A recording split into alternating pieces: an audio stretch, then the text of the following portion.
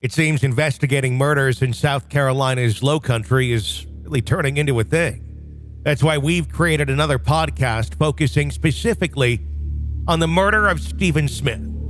We, of course, have continuing coverage for you on the Hidden Killers podcast and True Crime Today. But if you want a channel exclusively dedicated to the coverage of the investigation and finding justice for Stephen Smith, be sure to search and press subscribe to The Murder of Stephen Smith. Search that wherever you download podcasts and press subscribe as we bring you daily coverage of the investigation into the murder of Stephen Smith and the quest for justice. Search The Murder of Stephen Smith wherever you get podcasts. Hope you're having a great weekend. This is our Week in Review, a look back at some of the most compelling stories we've covered for you in the last 7 days. Brand new episodes back Monday, right here.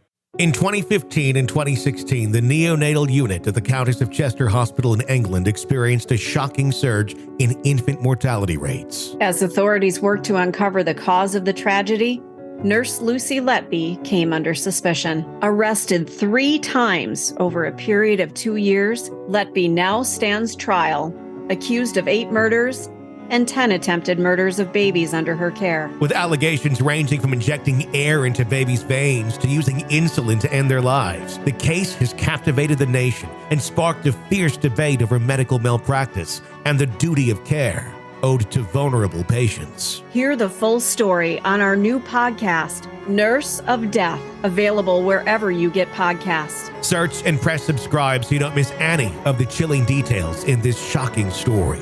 Search Nurse of Death right now and press subscribe where you get podcasts.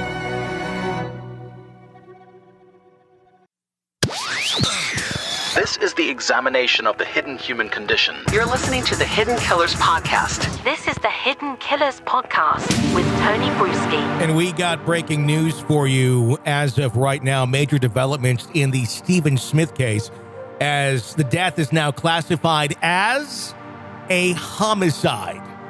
This happening just this evening. We are broadcasting this around 8 o'clock Central Time on 3/21/23.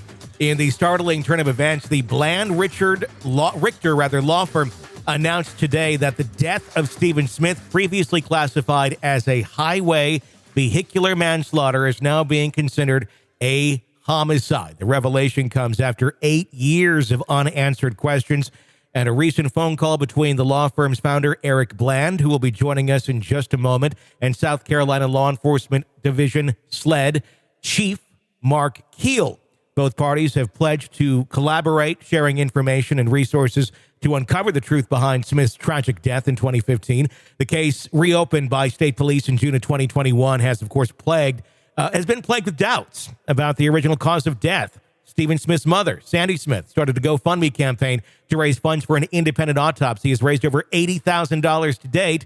Bland Richter, known for its success in high-profile cases, now represents her in this very complex investigation. SLED officials have shared that they did not need to exhume Stephen Smith's body to confirm the homicide was in fact a homicide, but will participate in the process and collect additional evidence. Both the law firm and SLED are committed to uncovering the truth and seeking justice for the Smith family.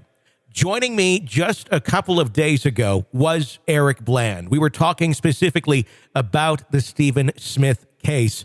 I want to play that back for you right now so you can hear what his thoughts were when this aired just this last week. This is Eric Bland, who is now one of the attorneys for Stephen Smith. I started out by asking, what do we have here now that they're searching for a killer? This is a homicide. Is there anything to the rumors? Is there anything that could place anyone, Murdaugh family or whoever it may be, in a vehicle all these years later when this was never initially investigated as a homicide? Here's what he had to say about that. Well, I am advising in some capacity, not in full capacity, but in some capacity, depending on the issues, Sandy Smith. So I know her real well, Stephen's mother. Yeah. She has contended that Randy Murdaugh, the brother, showed up at the accident scene where Stephen was recovered in the middle of the road. Yeah. So that's one quizzical fact. Two, she got a phone call from Randy Murdaugh, who offered her his services to represent her. And she was like, well, why do I need representation? What would I need representation for? Yeah. And she never really got a good answer to that question. So the answer really is we don't have a firm connection between the Murdaughs and Stephen Smith's death. However, at or about the time they opened up the investigation for the death in Gloria Satterfield, SLED also announced, after searching the property after the murders following June of 2021, supposedly they found something that caused them to open an investigation into Stephen Smith's death. Now, since that time, we've heard nothing. And law enforcement doesn't give you a press conference to tell you, hey, this is where we are in our investigation. But usually there's enough journalists that have sources that will be able to get a leak or two that would say, hey, look, they're closing in on something, or they've eliminated these suspects. Sandy Smith had hired a very prominent defense attorney out of Charleston, a criminal defense attorney named Andy Savage. Uh-huh. And Andy and my partner and I had represented Michael Slegger. And I don't know if you remember the Michael Slegger case, but he was the police officer who shot Willie Scott in the back running after they had a fight over a taser in Charleston. Okay. And we represented Michael Slegger, the police officer, in connection with claims that he had over insurance coverage through the Police Benevolent Association. Mm-hmm. Andy Slegger represented him on the criminal case. Yeah. So she hired Andy. Andy had some investigators do some serious investigation. And without talking to Sandy Smith, he released a public statement that said the Murdaughs don't have anything to do with it. And SLED disagreed with that statement because they didn't close the investigation. And from what I understand, the Murdaughs may have information because obviously of the connections to the 14th Judicial Office, where Randolph Murdaugh was a solicitor, the father, grandfather, and the great-grandfather, but because of the relationship they had with the current solicitor, Duffy Stone. So the answer is, well, does Buster know anything? Does John Marvin know anything? Does Alex know anything? Or Randy know anything? The answer is probably yes. I don't know whether they have anything to do with it, but knowing how information flows through that family, I would think they would know something of what happened to Stephen. According to Sandy, Stephen was supposed to go away with a prominent person that weekend and go on a vacation with a very prominent person. He wouldn't give the name to Sandy. So, how do you fill in the gap? What does a prominent person mean? Who is that prominent person? Yeah. So I think that's probably where SLED is looking. Buster's in a real tough spot right now. He's a victim, clearly, of the murders and clearly of his father's criminal conduct that he's done for 12 years. He lost a mother and a brother. Now he's lost a father. He's been ridiculed because of the law school expulsion over an alleged plagiarism incident. He and his girlfriend, are being subject to a lot of paparazzi and a lot of people following them, whether they're camera people, photographers, or journalists. They've been making a number of police reports, but the Murdaugh cachet, the cachet of the Murdaugh name is gone.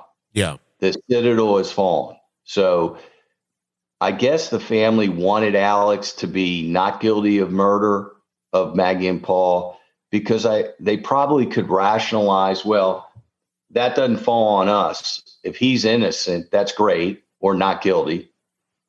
him stealing from clients, that has nothing to do with us. And him being a drug addict or a drug taker, drug user, that's not us. But the murders taint the family name forever. Can you imagine being in a restaurant and you hear table for 4 for Murdaugh? You turn your head, right? You got to turn your head. Yep.